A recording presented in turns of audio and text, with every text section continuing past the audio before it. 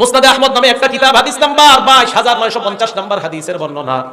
আল্লাহ নবী বলেন, ইন্নাল কুরআন ইয়ালকা সাহিবাহু ইয়াউমাল কিয়ামা, কোরআন ওয়ালার সাথে কিয়ামতের ময়দানে সাক্ষাৎ করবে কার রাজুলিশ শাহিব, এমন এক ব্যক্তির মতো যে ব্যক্তি বড় পেরেশান, বড় ক্লান্ত, শান্ত, পরিশ্রান্ত।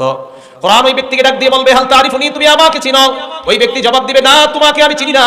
কোরআন বলবে, আনা সাহিবুকাল কুরআন, আমি হলাম তোমার দুনিয়ার সাথী আল কুরআন। আল্লাযী আজমাতুকা ফিল হাওয়াজির, আমি দুনিয়ায় দিনের বেলা তোমারে খাইতে দেই নাই, মানে রমজান মাসে দিনের বেলা তোমারে খাইতে দেই নাই। ওয়া আসহারতু লাইলাতা, রমজান মাসে রাতের বেলা তোমাকে ঘুমাইতে দেই নাই। কোরআন ওয়ালার ফায়াতুল মুলকু বিয়ামিনিহি, তার ডান হাতের মধ্যে জান্নাতের বাদশাহী দিয়ে দেওয়া হবে, বলেন সুবহানাল্লাহ।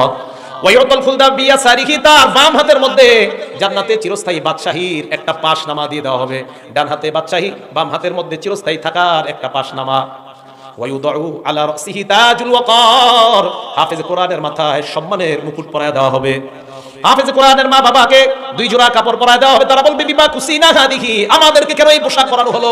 আল্লাহর পক্ষ থেকে জবাব দেওয়া হবে, লিআখযি ওয়ালাদিকুমাল কুরআন, তোমাদের সন্তান কোরআন ধারণ করার কারণে আমি আল্লাহ তোমাদেরকে এই মর্যাদা দান করে দিলাম।